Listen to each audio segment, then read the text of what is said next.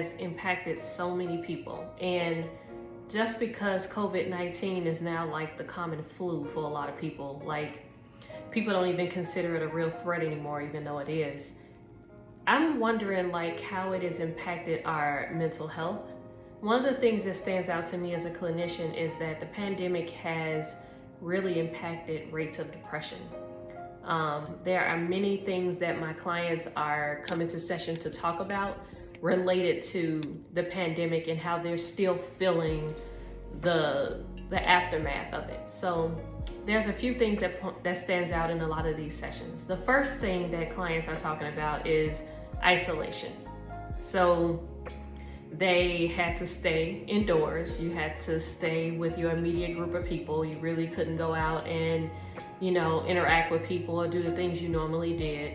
Everybody had cooties basically, right? So even though the pandemic is over, some people lost some of those social skills and lost some of those relationships. A lot of different political views came out during the COVID too, and divided groups, so they don't have those same relationships. So isolation has crept up, even though we're not in the gruff of it.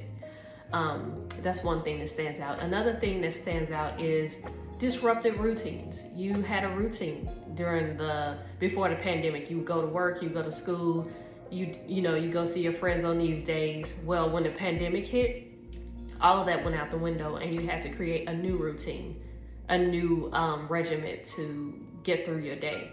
And so now that things have calmed down, people feel dysregulated. They don't know how to get back into that routine. Everything feels harder. Again, those social skills have kind of depleted in a lot of ways. People forgot how to make natural connections. Everything is being done online, so when you see somebody in person, it feels awkward, right? So this routine that you once had pre-pandemic now is something that you have to get back used to. And I'm hoping you're giving yourself grace, because that does take time. Another thing that stands out and that contributes to symptoms, especially depression, is the economic hardship that people dealt with. A lot of people lost their jobs during the pandemic. A lot of people had to work extra because of the pandemic, because there was such a shortage, because everybody was getting sick. So you could be at two extremes of overworked or underworked and not having, the ability to choose at that time. So now that we're getting back into the swing of things, some offices are open, some aren't. A lot of companies are trying to decide if they want to save that office space money and have everybody work remotely, which is really hard when you're trying to get out of the isolation feeling, and when you're trying to get back to your routine. It's really hard to do that. The economic hardship for people who lost their jobs was astronomical, and the resources that we were getting from the government has ran out. People are like moving on. It's like, oh yeah, we spent 2.5 years under this roof and in these 4 walls, but now just get over it and move on. And a lot of people haven't bounced back economically from everything that took place.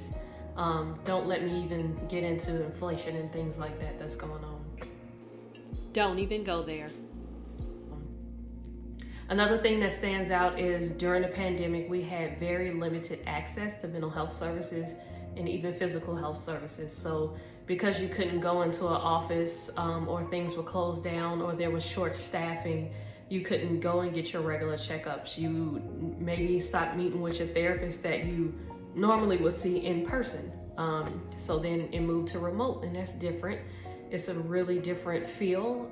Counseling is a touchy-feely thing, so you kind of want to be in the same room to pick up on those non-verbal cues that your clients give or that your therapist is giving off to you. So that was really hard, access and really understanding how that really played a role in symptoms like depression and anxiety. Fear and uncertainty is another thing that we are dealing with post-pandemic, and it's because of the pandemic.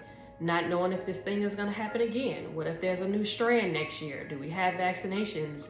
If you're not someone who uses vaccinations, how do you protect yourself? Do you have vulnerable people in your family?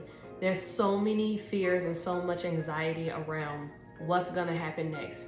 what can we expect next? Nobody saw this coming. Nobody had a chance to prepare for it. So now we are conditioned to think, who knows if something like that could happen again? It could. And just having that on your back and that fear is really unsettling and contributes to depression and anxiety as well. Another thing that stands out to me when working with clients, especially in relation to depression, is social media. And it's because we have a skewed understanding of reality. Like, people think that when you are looking at social media, this is reality. This is what people actually look like. This is what people actually do. And really, you're getting a snapshot of somebody's life. Maybe you got them at their best moment, but are they really like that when the cameras are off? Are they really like that all of the time? We create these unrealistic expectations, and social media drives a huge force when it comes to contributing to depression and low self-esteem and anxiety and not feeling good enough, not feeling like you're doing enough. This grind, hustle culture, it's everywhere. And if you don't learn to refrain from looking at society's standards and better much looking at your own standards about what makes you happy and what's fulfilling, then you can fall into that loophole. And I'm just telling you, it'll never be enough. It'll never be enough. There'll always be a new target. You'll reach this target and then they'll move the mark. It's exhausting, it's unrealistic. And if you can avoid buying into that and focus more on your own internal process and the people that love you and the people that's around you and not some stranger, I think you'll be in a better health place.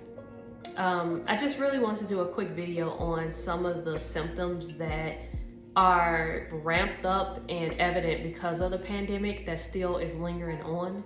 I think that it's really important that we pay attention to that and not minimize people when they talk about the pandemic and the effects that it had, because it seems to be long-term. A lot of people have physical long-term effects, but the psychological long-term effects are real too. So to find out more about mental health symptoms or mental health talks or awareness, check out my channel. I hope to see you in the next one, and thank you for staying.